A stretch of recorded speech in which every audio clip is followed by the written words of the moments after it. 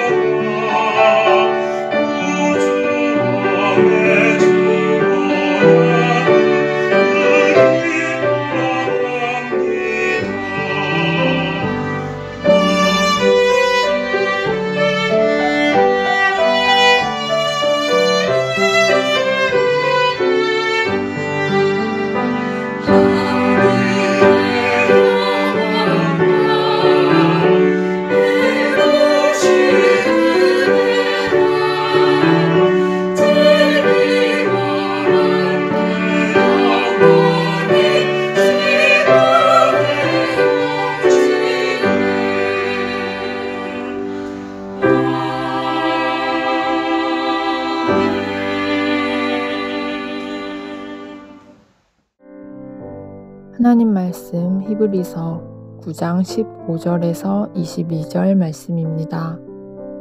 이로 말미암아 그는 새 언약의 중보자시니 이는 첫 언약 때에 범한 죄에서 속량하려고 주구사 부르심을 입은 자로 하여금 영원한 기업의 약속을 얻게 하려 하심이라. 유언은 유언한 자가 죽어야 되나니 유언은 그 사람이 죽은 후에야 유효한즉 유언한 자가 살아있는 동안에는 효력이 없느니라. 이러므로 첫 언약도 피 없이 세운 것이 아니니 모세가 율법대로 모든 계명을 온 백성에게 말한 후에 송아지와 염소의 피 및 물과 붉은 양털과 우슬초를 취하여 그 두루마리와 온 백성에게 뿌리며 이르되 이는 하나님이 너희에게 명하신 언약의 피라 하고 또한 이와 같이 피를 장막과 섬기는 일에 쓰는 모든 그릇에 뿌렸느니라. 율법을 따라 거의 모든 물건이 피로써 정결하게 되나니 피 흘림이 없은즉 사함이 없느니라.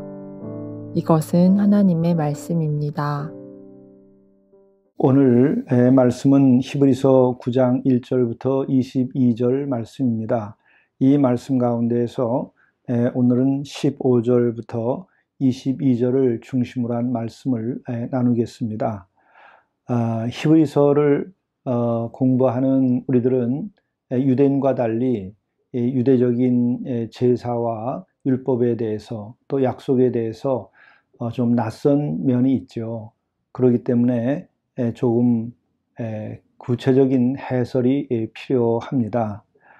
오늘은 새 언약 또 첫 언약, 중보자 이와 같은 개념에 대해서 이해를 하면서 이 말씀을 우리가 받아들이게 되면 아주 잘 이해되고 소화가 되리라고 생각을 합니다. 예수님은 누구인가? 새 언약의 중보자이다라고 말하고 있습니다. 그래서 새 언약의 중보자, 여기에 대해서 첫 언약 때에라는 말이 나오는데 바로 새 언약이라고 하는 것은 예수님을 통해서 은혜로 구원받는 것에 관한 이야기가 되어 있는 것이고요. 또 첫 언약이라고 하는 것은 옛 언약을 말하는 것이죠. 그것은 율법을 두고 하는 말입니다. 율법은 어떻게 주어진 것이죠? 그것은 바로 모세를 통해서 율법이 주어진 것입니다. 그래서 첫 언약은 모세를 통해서 율법이 주어졌는데 이 율법을 통해서는 온전한 구원함을 받지 못하였다. 온전한 구원은 새 언약, 이것은 복음을 말하는 것일 수 있고 또 신약 가운데에서 특별히 예수님에 관한 말씀으로 생각하면 됩니다. 바로 그 새 언약에서는 예수님을 통해서 은혜로 구원을 받는 것이죠. 근데 이제 첫 언약, 옛 언약은 모세를 통해서 율법으로 주어졌는데 그 언약은 율법이라는 것이 무엇이 죄인지 아닌지를 분명히 알려주는 선에서 머물고 있죠. 그렇기 때문에 율법을 통해서 곧 첫 언약, 옛 언약을 통해서는 완전한 구원에 이르지는 못한다. 오히려 우리들이 어떤 범죄를 저질렀는가, 우리가 어떤 죄를 졌는가에 대해서 분명히 알려주고 있는 것이죠. 그렇기 때문에 이 첫 언약, 옛 언약은 율법은 곧 필요한 것이죠. 그러나 그것이 우리를 온전히 구원할 수 있는 것은 아니다라는 것입니다. 그렇다면 우리가 어떻게 구원함을 얻게 될 것인가? 그것은 새 언약, 다시 말하면 예수 그리스도를 통해서 은혜로 구원을 받게 된다라고 하는 이 언약을 통해서 우리들이 구원함을 제대로 받을 수 있게 된다는 것이죠. 그런데 이와 같은 새 언약을 온전히 성취시켜 주는 그 다리의 역할이 되어주는 이가 바로 중보자인데 그 분이 바로 예수님이시다 하는 것입니다. 새 언약을 성취시켜 주게 하시는 교량의 역할, 또 그것을 가능케 하시는 분이 예수님이라는 뜻이죠. 그래서 예수님이 누구인가를 히브리인들에게 지금 잘 설명해 주고 있는 것입니다. 그런데 오늘 여기서 이제 피의 개념이 나옵니다. 이 피의 개념은 첫 언약, 옛 언약에도 피의 개념이 나옵니다. 오늘 말씀을 보게 되면 모세도 율법대로 모든 계명을 온 백성에게 말한 후에 송아지와 염소의 피 및 물과 붉은 양털과 우슬초를 취해서 그 두루마리와 온 백성들에게 뿌렸다고 되어 있습니다. 바로 이르되 이는 하나님이 너에게 명하신 언약의 피라는 말을 하죠. 바로 모세도 송아지와 염소의 피를 뿌림으로써 그 옛 언약이 성취되는 이런 일을 한 것입니다. 근데 예수님은 어떤 분이신가? 예수님은 바로 송아지와 염소의 피를 뿌리는 그 옛 언약과 달리 당신께서 친히 피를 뿌리셨다고 하는 것입니다. 십자가에서 피를 흘리고 죽게 되심으로써 그 피로, 그 보혈로 우리의 모든 죄가 씻겨지게 되었다라는 것입니다. 그리고 이것은 온전한 구원이 되는 것이죠. 그런데 우리는 이렇게 죄를 씻는 일에 관련해서 피를 이야기하고 있는데 그것은 왜 그럴까요?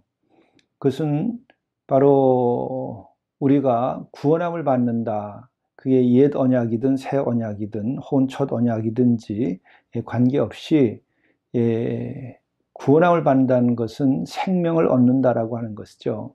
죽을 목숨이 회복되는 것을 말합니다. 그리고 생명 그 자체는 본래는 영원한 것입니다. 그래서 영원한 생명을 얻게 하도록 하기 위해서, 죄를 씻도록 하기 위해서 피를 뿌리는 것입니다. 그러니까 바로 피는 뭐죠? 그것은 생명을 뜻하는 것입니다. 바로 우리는 대등한 가치를 가지고 교환을 합니다. 예를 들면 우리가 금을 1g, 1kg를 산다 그러면은 금 1kg에 해당하는 값을 지불해야 됩니다.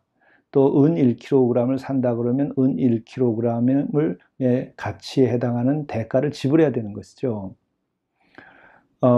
만일에 금 1kg을 살려고 그러는데 은 1kg을 준다고 한다면 이거는 대등한 가치가 될 수가 없습니다. 온전히 금을 얻을 수가 없는 것이죠. 근데 바로 영원한 생명을 얻으려고 하면 생명을 지불해야 됩니다. 생명을 지불해야 되는데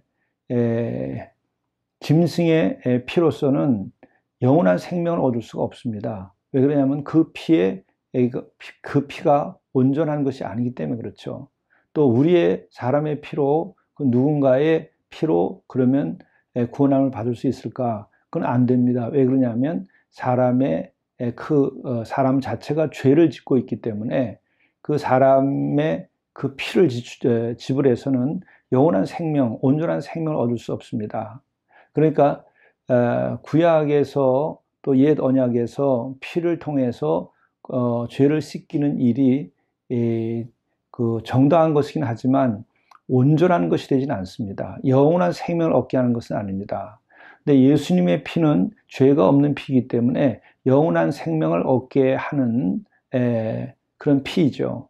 그렇기 때문에 우리가 영원한 생명을 죄를 씻고 얻고자 한다면 그 대가를 지불해야 되는데 우리의 피로 안 되고 예수님의 피로 되는 것이죠. 우리들은 이미 설명을 드린 것처럼 금 1kg을 살려면 1kg의 금을 줘야지 1kg의 은을 주면 안 됩니다. 영원한 생명을 얻으려면 죄가 없는 영원한 생명인 그 피를 지불을 해야 영원한 생명을 얻게 되는 것이죠. 그렇기 때문에 죄 없는 예수님의 피가 우리를 영원한 생명으로 회복시켜 주는 거죠. 대가를 지불하신 거죠. 예수님이 그 피로서. 그렇기 때문에 예수님의 피가 그렇게 우리를 온전케 하는 것이요. 또 구원함에 있어서 왜 피를 뿌리고 피의 이야기가 나오는가 하는 것을 잘 이해해야 하는 것입니다. 이미 여러분에게 말씀드린 것처럼 이렇게 피에 대한 이해, 이제 쉽게 이해가 됐으리라고 생각합니다. 그 피에 대한 이해, 그래서 송아지의 피라든지 염소의 피와 달리 예수님의 피, 또 우리의 피와 예수님의 피, 이건 서로 다 다른 것입니다. 그래서 영원한 생명을 얻으려면 영원한 생명의 가치가 있는 것을 지불해야 됩니다. 영원한 생명을 얻으려면 죄가 없는 생명이어야 됩니다. 예수님의 그 피가 죄가 없는 피이기 때문에 그것을 지불함으로써 우리들의 생명이 영원한 것이 될 수 있는 것이죠. 그래서 그 피로 우리가 죄사함을 받고 그 피로 죄사함 받음으로 영생을 얻게 된 것입니다. 이것이 십자가의 보혈에 대한 가장 핵심적이고 정확한 이해인 것입니다. 이 점을 여러분들이 좀 더 묵상하시면서 오늘 우리들이 이 새 언약의 중보자가 되시는, 다시 말하면 영원한 생명을 주는 데에 도구가 되어주시고 교량이 되어주신 그 예수님의 보혈 피를 묵상하시면 여러분들이 구원함을 예수 그리스도의 보혈로 얻는 데에 아주 온전하게 이해하게 되는 것입니다. 그걸 통해서 십자가의 보혈이 우리를 구원하였다고 하는 것을 여러분들이 이제 더 믿기만 하면 되는 것이죠. 그런 은혜가 있으시기를 간절히 바랍니다. 우리 기도하시겠습니다.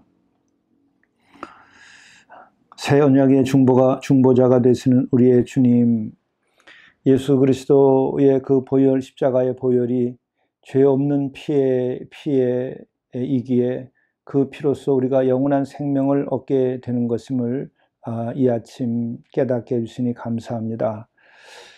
영원한 생명, 바로 그것을 위하여 죄 없는 피를 흘리신 우리 주님의 사랑과 희생을 저희들이 생각하면서 우리가 주님께 더욱 감사하며 살게 도와주시고 주의 은혜 가운데 살게 도와주시고 다시는 예수님이 십자가에서 피 흘리지 아니하게 우리가 죄 사함 받은 새 삶을 살아갈 수 있도록 인도하여 주시옵소서. 이 모든 말씀을 우리 구주 예수 그리스도의 이름으로 간절히 기도드리옵나이다. 아멘. 오늘 팔복의 삶은 오늘은 의를 위하여 박해를 받는 자로 살게 하소서라는 간구입니다. 이 말씀은 팔복의 말씀 가운데 마태복음 5장 10절에 나오는 말씀이죠.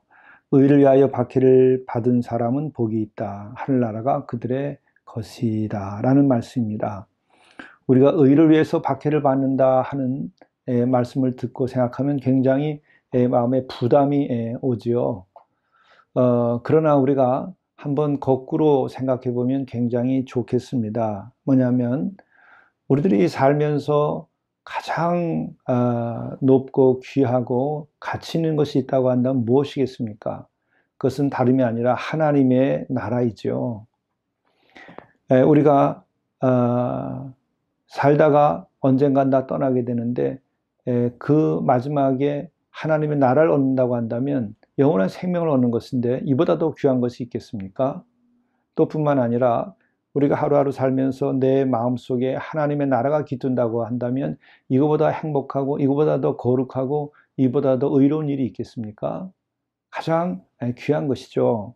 그런 걸 생각해 보면 바로 이 말씀은 은혜가 아닐 수가 없습니다. 우리가 하나님의 나라를 얻기를 원합니다. 이런 간구를 가지고 살고 그런 길을 가야 되겠죠.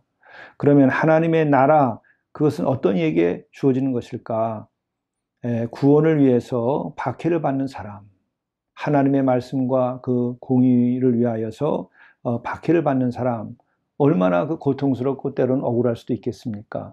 그렇다면 그에게는 하나님의 나라 혹은 하늘나라가 주어져야 되겠죠. 이걸 생각하면 하나님은 정말 의로우시고 공의로우시고 공평하시고 또 우리를 참으로 아주 깊이 사랑하시는 분인 것을 알 수 있겠죠. 그러기에 우리는 이 말씀을 오늘 하루하루 살면서 내 안에 하늘나라가 깃들고 또 내가 하늘나라를 이루는 삶이 되면 좋겠다. 오늘 내가 삶이 끝나도 하늘나라를 얻는 삶을 살 수 있게 해주십시오. 이런 기도를 가지고 사신다면은 우리가 하나님의 공의를 위해서 흔들림 없이 우리의 좁은 길을 그냥 갈 수 있죠. 또 우리들이 구원함을 받기 위하여서 우리가 박해나 핍박이나 차별이 있어도 우리는 그것을 넘어서서 조용히 갈 수 있을 겁니다. 하나님의 나라를 향하여. 그러니까 우리들은 이 의를 위하여 박해를 받는 사람은 복이 있다라는 말이 부담스러울 때는 하나님의 나라가 주어지는구나 라는 생각을 하면서 살아가게 될 때에는 우리가 의롭게 박해를 넘어서서 살아갈 수 있고 또 구원을 받기 위하여 신앙이 흔들리지 아니하고 우리가 천국에 이르기까지 하나님의 뜻과 말씀에 순종하며 살아갈 수 있게 되는 것입니다. 오늘 하루도 의를 위하여 박해를 받는 삶, 그래서 하늘나라를 누리는 여러분이 되시기를 간절히 바랍니다. 감사합니다. 하늘에 계신 우리 아버지여, 아버지의 이름이 거룩히 여김을 받으시오며 나라가 임하시오며 뜻이 하늘에서 이루어진 것 같이 땅에서도 이루어지이다. 오늘날 우리에게 일용할 양식을 주시옵고 우리가 우리에게 죄 지은 자를 사하여 준 것 같이 우리 죄를 사하여 주시옵고 우리를 시험에 들게 하지 마시옵고